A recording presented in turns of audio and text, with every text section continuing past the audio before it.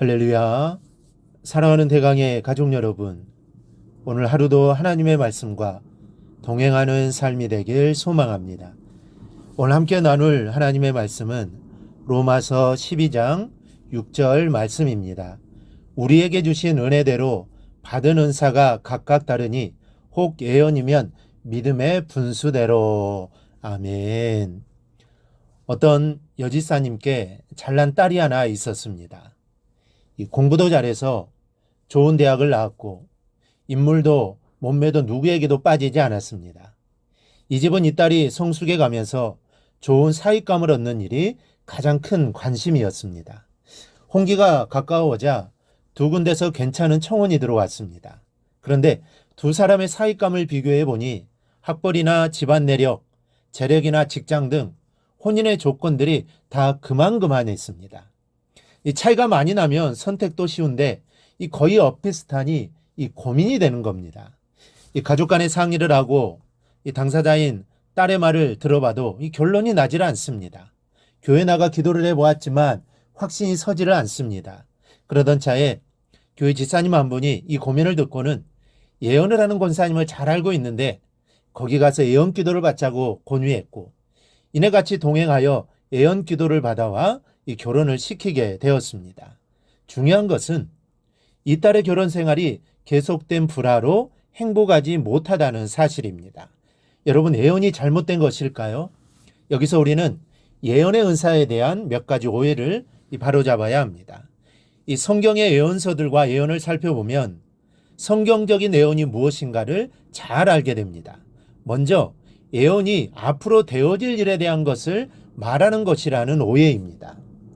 성경이 말하는 예언은 미래의 사건을 말하는 것만이 아니라 과거사든 현재사든 미래사든 하나님께서 주신 말씀을 말하는 것이 예언입니다.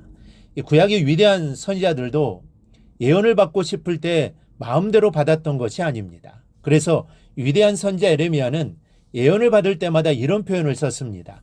여호와의 말씀이 또 내게 임하니라. 내가 마음대로 예언하는 것이 아니라 누군가의 부탁을 받고 예언한 것이 아니라 하나님의 말씀이 내게 임했다는 것입니다.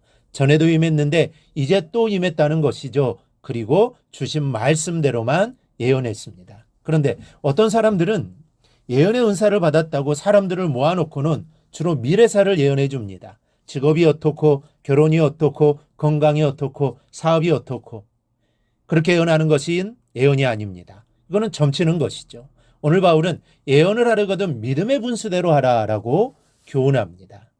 하나님께서 주신 대로만 예언하는 것이 믿음의 분수대로 예언하는 것입니다. 내 마음대로 예언하는 것이 아닙니다. 하나님께서 주신 대로만 하는 것이 믿음의 분수대로 하는 것입니다. 그리고 예언은 올바른 해석이 더 중요합니다.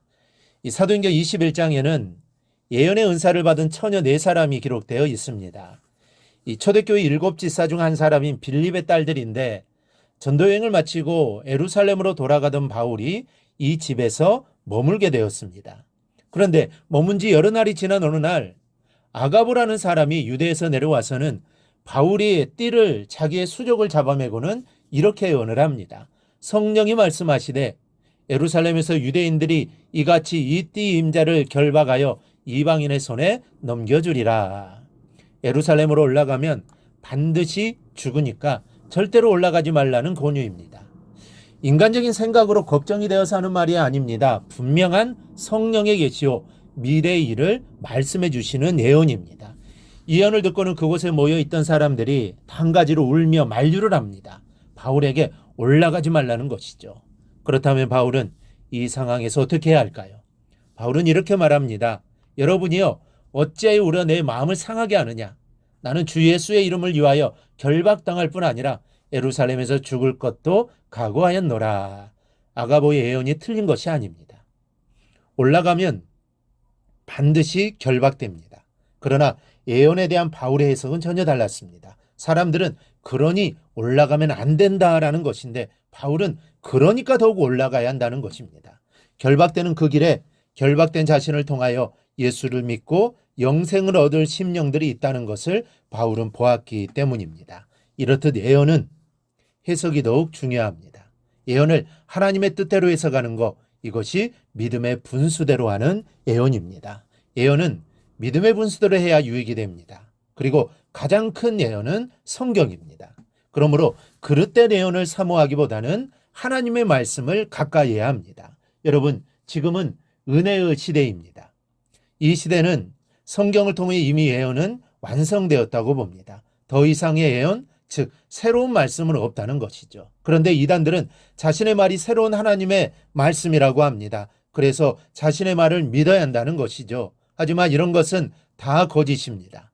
이미 성경 안에 하나님 말씀이 다 담겨져 있습니다. 그러니 이상한 곳을 돌아다니면서 이게 하나님 말씀이다, 예언이다 라는 말에 귀 기울이는 것이 아니라, 그런 것을 쫓아다니는 것이 아니라 그럴 시간에 더욱더 말씀을 가까이 해야 합니다. 말씀을 읽고 듣고 묵상해야 합니다. 그럴 때 하나님께서 말씀을 통해 깨달음을 주실 것입니다. 그럴 때 더 큰 은혜가 임한다는 사실을 기억하시기를 바랍니다. 그러므로 이제부터 말씀을 더욱더 가까이 하여 늘 하나님의 은혜 안에 거하시길 바랍니다.